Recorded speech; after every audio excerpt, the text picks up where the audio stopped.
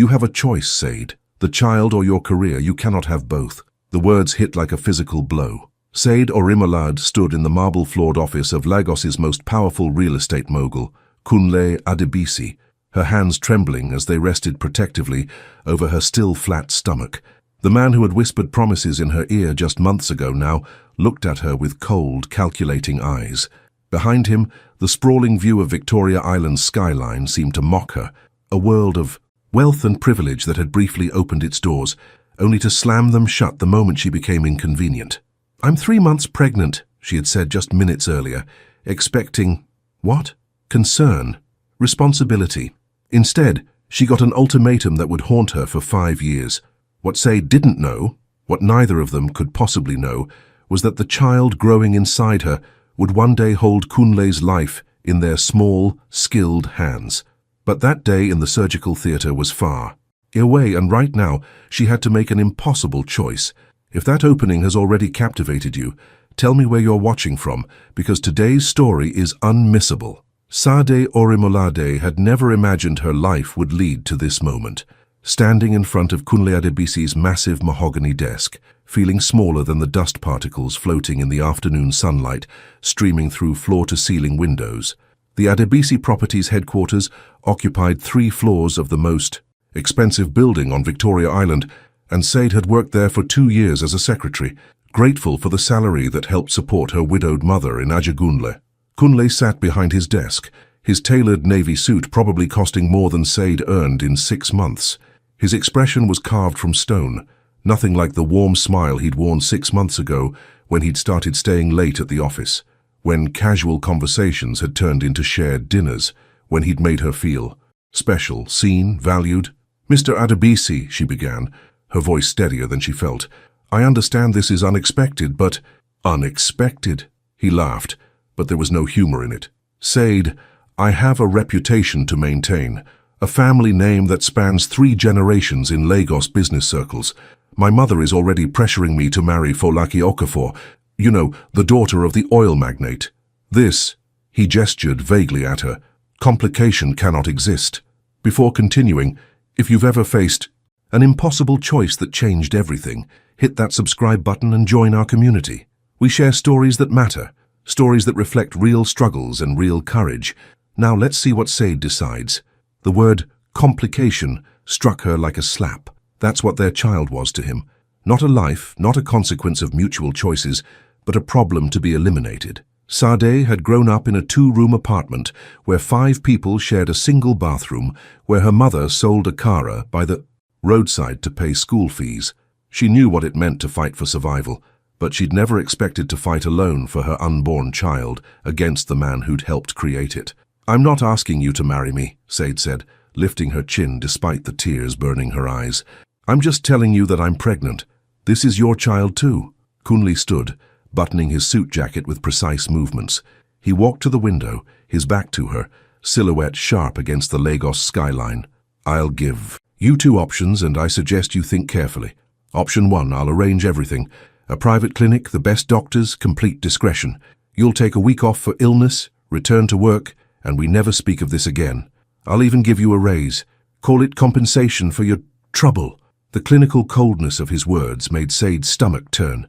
She wrapped her arms around herself, suddenly cold despite the humid Lagos heat. "And option 2? He turned, and for a brief moment, something flickered in his eyes. Was it regret? But it vanished before she could be sure. "You keep it and you're fired. No reference letter, no severance package. And Sade," his voice dropped lower, more menacing, "I have connections throughout Lagos. I can make sure no reputable company hires you. You'll be blacklisted from every office in Victoria Island, Ikoyi, even Lekki. Is that really what you want? To struggle alone, to raise a child in poverty, when you could walk away now and build a different future?" The threat hung in the air between them, heavy and suffocating. Said thought of her mother, already struggling with high blood pressure, who depended on Said's salary for medications. She thought of her younger brother, still in secondary school, whose fees she helped pay. She thought of the tiny life inside her, barely formed, but already loved. "I need time to think," she whispered. "You have until tomorrow morning," Kunle said, returning to his desk and opening his laptop, effectively dismissing her. 9 a.m. sharp. Give your answer to my assistant, and Sade, don't do anything foolish like going to the media or trying to cause problems. Nobody will believe a secretary's word over mine. Sade walked out of that office on shaking legs, past the curious stares of other employees who surely noticed her tear-stained face, down the elevator that suddenly felt like a cage, and out into the chaotic streets of Lagos. The sounds of traffic, street vendors calling out their wares, the smell of suya grilling nearby. It all felt surreal, like she was moving through someone else's life. That night, in the cramped room she rented in Yaba, Sade sat on her narrow bed and made her decision. She placed her hand on her stomach and whispered a promise. I choose you. I will always choose you. The next morning she walked into Kunle's assistant's office and delivered her resignation verbally, then turned and walked out of Adebisi Properties for the last time. She didn't see Kunle watching from his office window, his expression unreadable as she disappeared into the Lagos morning crowd. Have you ever had to choose between security and what you knew was right? The years that followed tested Sade in ways she'd never imagined possible. Pregnancy without health insurance meant public hospitals with long queues and overworked nurses.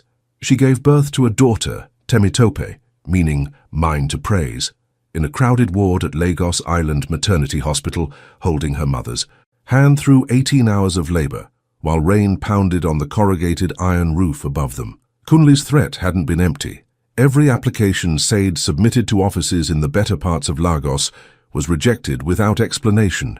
She suspected his reach, his influence, closing doors before she could even knock. Eventually, she found work cleaning houses in Lekki, then later as a waitress at a buka in Surulere, jobs that paid barely enough to cover rent and food, but left her too exhausted to dream of anything better. Her mother, Mama Sade, became her lifeline, watching Temitope during Sade's long shifts, singing old Yoruba lullabies to the little girl with curious eyes and a quick smile. But Mama Sade's health deteriorated, the hypertension worsening until she could barely climb the stairs to their second-floor apartment. You should have taken his money, Mama Sade said one evening, after a particularly bad episode had left her bedridden. You're killing yourself for pride, my daughter. It wasn't about pride, Mama, Sade replied, adjusting the pillows behind her mother's head. It was about Temi. How could I look her in the eye and tell her I chose money over her life? Temitope grew up fast, the way children in difficult circumstances often do. By age 3, she understood that money was scarce and needs had to be small. By 4, she was helping set the table and teaching herself letters from old newspapers Sade brought home. By 5, she had declared she wanted to be a doctor, not just any doctor, but a surgeon who helped people who couldn't help themselves. Why a surgeon, baby? Sade asked one evening, braiding Temitope's thick hair as they sat in their small room. Because, Mama, surgeons fix what's broken inside, Temitope said with the simple wisdom of childhood. Like how you work so hard to fix our life. Sade's heart both swelled and broke at her daughter's words. She worked 3 jobs now, cleaning in the early morning, waitressing during lunch and dinner rushes, and selling recharge cards from a small table near their apartment late at night. Every kobo went toward necessities, with a small amount tucked away in an old tin under her mattress, savings for Temitope's education. Meanwhile, in the gleaming towers of Victoria Island, Kunle Adebisi's empire continued to expand. He'd married Folake Okafor in a wedding that made headlines in all the society pages, a lavish ceremony at the Oriental Hotel, attended by governors, business moguls, and even a few Nollywood celebrities. The marriage produced no children, though Kunle told himself he didn't mind. Children complicated things, made a man vulnerable. He rarely thought of Sade or Imolade anymore. When memories surfaced, her laugh, the way she'd organized his chaotic schedule, the warmth in her eyes, he pushed them down, justified his actions. He'd made the practical choice, the smart choice. His business had doubled in value since then. He sat on 3 corporate boards. He was being considered for a position in the Chamber of Commerce. But something was wrong, had been wrong for months. Fatigue that wouldn't lift, bruising that appeared without cause, night sweats that soaked through his expensive Egyptian cotton sheets. He'd dismissed it as stress, overwork, the price of success, until the morning he collapsed during a board meeting, and suddenly the invincible Kunle Adebisi was just another patient in a hospital gown. The diagnosis came swift and brutal: acute myeloid leukemia, aggressive, already advanced. Dr. Okonkwo, the head of oncology at Lagoon Hospital, was frank. "You need chemotherapy immediately, Mr. Adebisi, and we need to start looking for a bone marrow match. Without treatment, you have perhaps 6 months. With treatment and a successful transplant, your prognosis improves significantly." For the first time in his adult life, Kunle felt truly afraid. Money couldn't buy him health, couldn't negotiate with cancer cells multiplying in his bone marrow. His perfect life, built so carefully, was crumbling. Folake was supportive but distant. Their marriage had always been more business arrangement than love match. His mother wept at his bedside, but couldn't offer the comfort he suddenly craved. Hit the like button now if you believe that difficult choices can change destinies. Temitope. Orimolade was exceptional, and everyone who met her recognized it immediately. At 5 years old, she was reading at a third-grade level, solving math problems that puzzled children twice her age, and asking questions about human anatomy that left adults scrambling for answers. Her kindergarten teacher at the small community school in Yaba had pulled Sade aside repeatedly, insisting the child needed more challenging opportunities. "Mrs. Orimolade," the teacher said, incorrectly assuming Sade's marital status, a mistake Sade never corrected. "Temitope is gifted, truly gifted. She should be in a specialized program with resources that can nurture her potential." But specialized programs required money Sade didn't have. The best she could do was haunt the small community library, checking out every book on science and medicine she could find, watching Temitope devour them with an intensity that was almost frightening in someone so young. One evening, while Sade worked her shift at the buka, a regular customer, Dr. Follerin, noticed Temitope sitting in the corner doing homework. The elderly doctor, who'd recently retired from Lagos University Teaching Hospital, was immediately struck by the child's focus and the advanced nature of what she was studying. "Young lady," he said, approaching her table, "is that a book about the human heart?" Temitope looked up, eyes bright with enthusiasm. "Yes, sir. I'm learning about the 4 chambers and how blood flows through them. Did you know the heart beats about 100,000 times per day? That's so many." Dr. Follerin smiled, reminded of his younger self, filled with the same passionate curiosity. He learned that Temitope's mother was the waitress, learned about their circumstances, and made a decision. "What if," he proposed to Sade later that evening, "I tutored Temitope, free of charge? I'm retired, I have time, and that child has a gift that shouldn't be wasted." Sade was suspicious at first. 5 years of hardship had taught her that nothing came free, that kindness usually had a price. But Dr. Follerin was genuine, and soon Temitope was spending 3 afternoons a week at his modest apartment in Surulere, learning from a man who'd spent 40 years in medicine. "She's extraordinary," Dr. Follerin told Sade 6 months into their tutoring sessions. "I've taught medical students who weren't as quick to grasp complex concepts. Have you considered a scholarship program? There's a foundation that sponsors gifted children from disadvantaged backgrounds. Temitope would be perfect for it." The application process was grueling, requiring essays, recommendations, and an interview that terrified Sade more than it seemed to faze Temitope. They traveled to Victoria Island for the interview, Sade's first time back to that part of Lagos since leaving Adebisi Properties 5 years earlier. The Foundation's offices occupied a modern building with glass and steel architecture, the kind of place Sade once cleaned in the early morning hours. Temitope sailed through the interview, impressing the panel with her knowledge and her composure. When asked why she wanted to be a doctor, she said simply, "Because everyone deserves someone who will fight for their life, not just people who can pay. My mama taught me that every person matters, no matter who they are." Sade's eyes filled with tears. Everything they'd endured, every sacrifice, was worth it for this moment. Seeing her daughter articulate values that no amount of money could teach. 3 weeks later, the acceptance letter arrived. Full scholarship to a prestigious preparatory academy, with a guarantee of continued support through secondary school and university if Temitope maintained her performance. Sade read it 3 times before believing it was real, then held her daughter close, both of them crying tears of joy and relief. At the same time, across the city in a private suite at Lagoon Hospital, Kunle Adebisi was facing very different news. The chemotherapy had bought him time, but not enough. His body was rejecting the treatment, and the search for a bone marrow match had been fruitless. His siblings weren't compatible, his extended family offered no matches, and the international registry had yielded nothing promising. We're running out of options, Dr. Okonkwo said gently.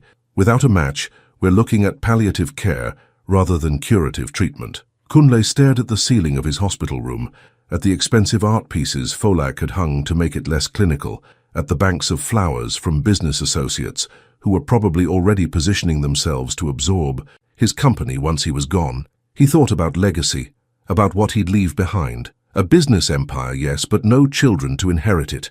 No one who'd remember him as a father, a mentor, someone who mattered beyond profit margins. For reasons he couldn't fully explain, his thoughts turned to Saad Orimolade for the first time in years. Had she kept the child? Was there a 6-year-old somewhere carrying his genes, living a life he knew nothing about? The thought stirred something in him. Regret. Maybe. Or just the desperate grasping of a dying man looking for meaning. He opened his laptop, stronger that day than most, and did something he'd never allowed himself to do before. He searched for Said online, found nothing, then called in a favor from a private investigator he'd used for business dealings. "Find someone for me," he said. "Said Orimolade. She worked for me 6 years ago. I need to know she's all right." Sometimes the universe has a way of bringing things full circle. What do you think happens when Kunle finally finds the truth he's been avoiding? Write in the comments. Courage, just to show that you're rooting for someone fighting alone. The investigator's report arrived 3 days later, and Kunle read it alone in his hospital suite, Folake having gone home for fresh clothes and a break from the oppressive atmosphere of illness. The manila folder contained details that felt like reading about a stranger's life, yet each fact struck him with increasing force. Saidi Orimolade, age 31, currently employed as a waitress at Mama Ngozi's Buka in Surulere. Previous employment: domestic worker, cleaner, recharge card vendor. Current residence: single room in a compound on Adetola Street, Yaba. Family: lives with daughter, Temitope Orimolade, age 5, and mother, Cecilia Orimolade, age 63, suffering from chronic hypertension. Financial status: below poverty line. Notable information: daughter recently awarded full scholarship to Greenfield Preparatory Academy based on exceptional academic performance and aptitude testing. Daughter, 5 years old. The timeline aligned perfectly with when he'd given Said that ultimatum, when he'd threatened and bullied her into choosing between her job and her pregnancy. She'd chosen the child. While he'd been building his empire and his perfect life, Said had been raising their daughter alone, struggling in ways he'd never had to imagine. The report included a photograph taken from a distance.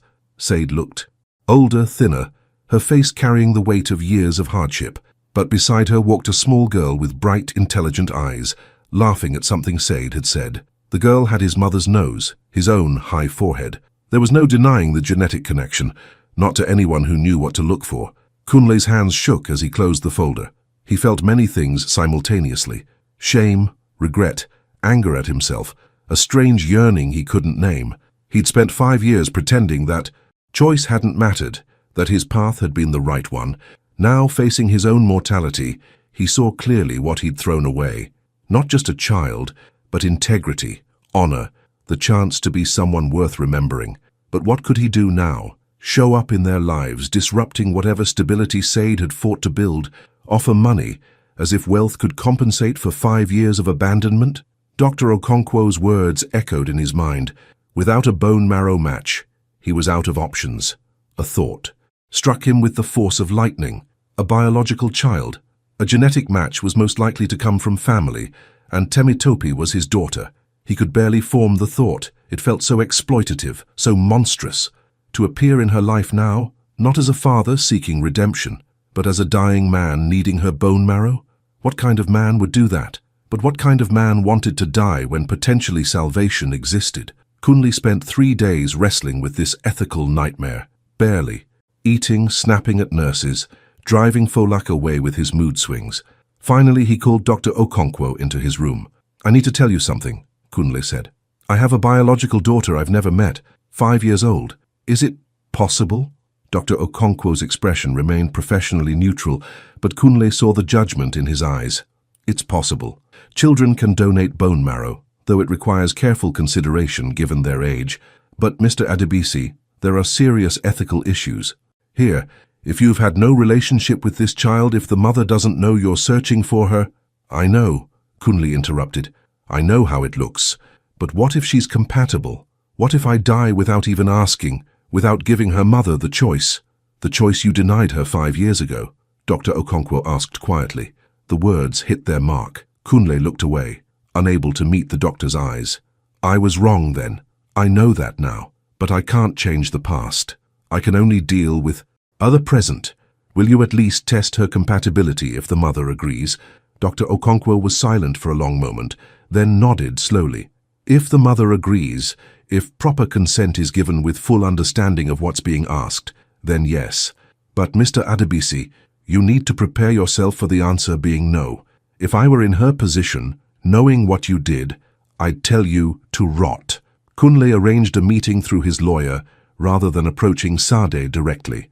The letter was delivered to her workplace, formal and cold, requesting her presence at a law office in Ikoyi regarding a matter of mutual importance concerning her daughter.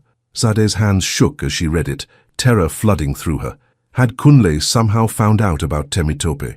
Was he trying to take her away? She arrived at the law office on a Saturday morning, having arranged for Mama Sade to watch Temitope, wearing her best clothes, a simple dress she'd bought second-hand 3 years ago, pressed carefully the night before. She was shown into a conference room where Kunle sat with his lawyer, looking gaunt and ill in ways that shocked her despite her anger. Sade, he said, standing slowly, and she saw how much effort the gesture cost him. Thank you for coming. Why am I here? She asked, remaining standing, her purse clutched in front of her like a shield. If you're trying to claim Temitope now, after 5 years, I'll fight you with everything I have. I'm dying, Kunle said bluntly. Leukemia. I need a bone marrow transplant, and I've run out of potential donors. I found out about Temitope and I'm asking, not demanding, asking, if you'd allow her to be tested for compatibility. The room spun. Sade sat down hard in the nearest chair, her mind reeling. This man who'd threatened her, who'd abandoned his own child, was now asking for that child to save his life. The audacity was breathtaking, the cruel irony almost funny if it weren't so painful. You told me to get rid of her, Sade said, her voice shaking with suppressed fury. You called her a complication. You blacklisted me from every decent job in Lagos. You made our lives hell, and now you want her help? I know, Kunle said quietly. I have no right to ask. I've thought of nothing else for days. But Sade, she's my daughter too. If there's even a chance she's compatible, don't I deserve to at least ask? Don't I deserve the same choice you got? The parallel wasn't lost on Sade. He was asking for the choice he'd tried to deny her 5 years ago. But this wasn't about Kunle's rights or deserving. This was about Temitope, about what was best for her, about whether a 5-year-old should be burdened with her father's life in her small hands. What would you do in Sade's position? Forgiveness is complicated when the person who hurt you is facing death. Share your thoughts below. No judgment, just honesty. Sade didn't answer immediately. She told Kunle she needed time, needed to think, needed to pray and consult with people she trusted. She met with Dr. Follerin, who listened carefully and then said something that surprised her. This isn't about him, Sade.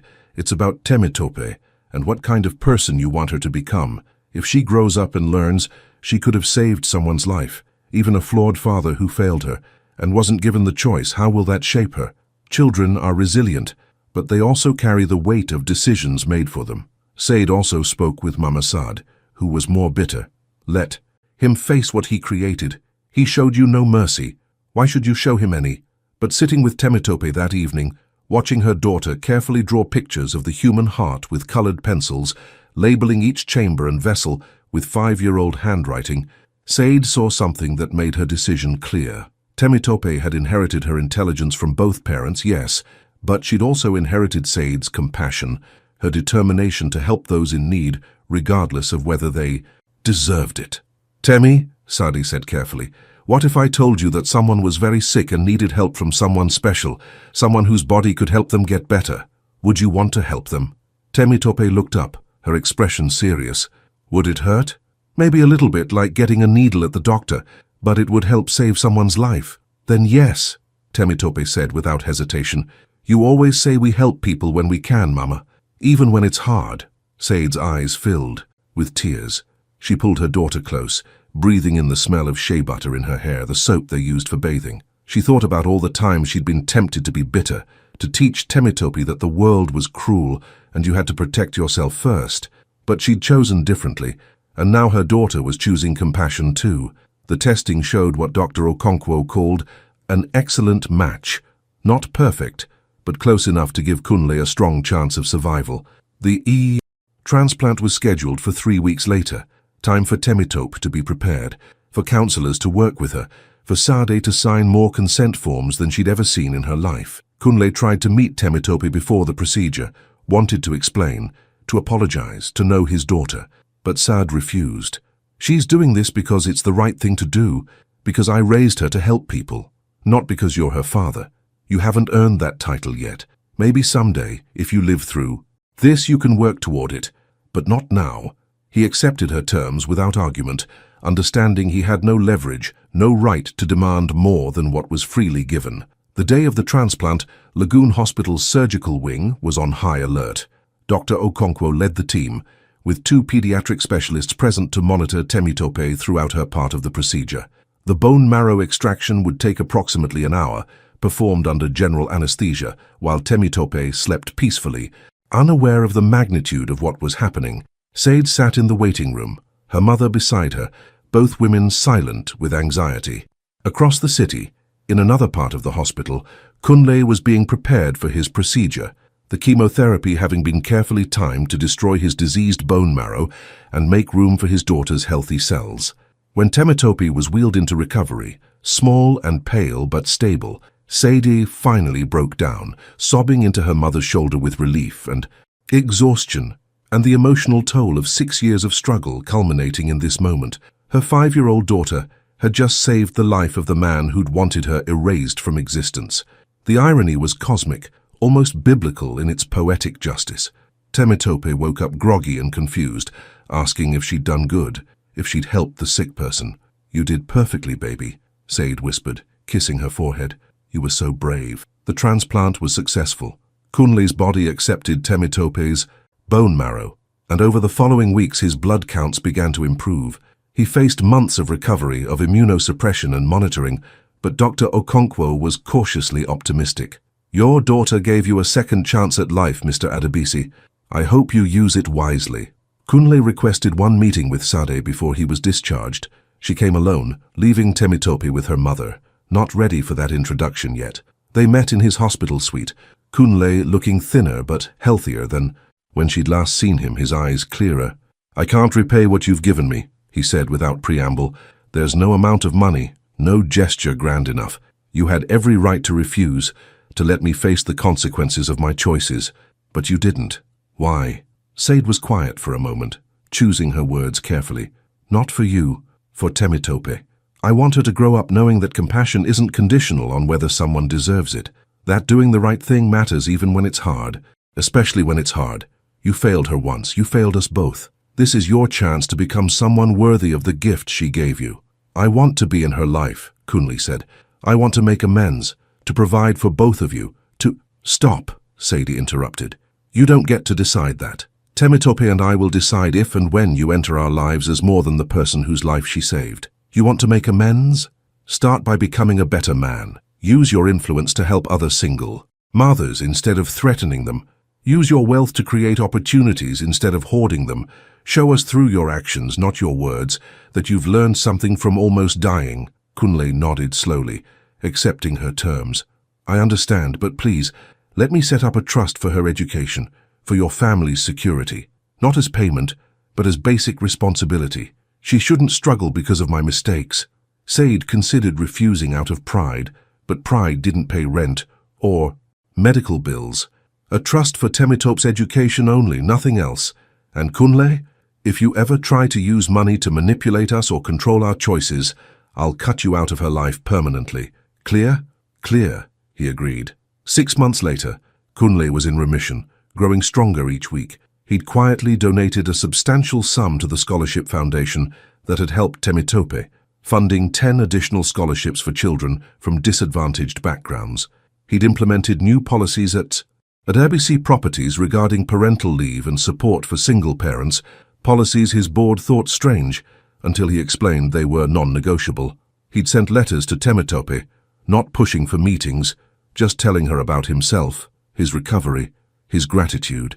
Simple letters a 5-year-old could understand with pictures and drawings, asking questions about her interests and dreams. Sade read them first, then shared them with Temitope when she asked about the sick man she'd helped. "Is he better now, Mama?" Temitope asked one evening. "Yes, baby, he's getting better every day." "Good," Temitope said, returning to her book about the human brain. "Everyone deserves to get better." Sade watched her daughter, this extraordinary child who'd somehow learned compassion in the middle of hardship, who'd chosen to save a life without knowing the complicated history behind it. She thought about Kunle, facing his own mortality and emerging changed, whether permanently or temporarily. Time would tell. She thought about second chances, about how life had a way of forcing people to confront their choices in unexpected ways. The future was uncertain. Maybe Kunle would prove worthy of being Temitope's father. Maybe he'd fail again, and Sade would have to protect her daughter from more disappointment. But for now they were all alive, all moving forward, all learning that sometimes the people we save end up saving us in ways we never expected. Temitope continued to excel in school, her dream of becoming a surgeon growing stronger. Dr. Follerin joked that she'd probably be operating on him someday, and Sade believed it. Her daughter had already performed one miracle, saving a life at age 5. Who knew what she'd accomplish given time and opportunity?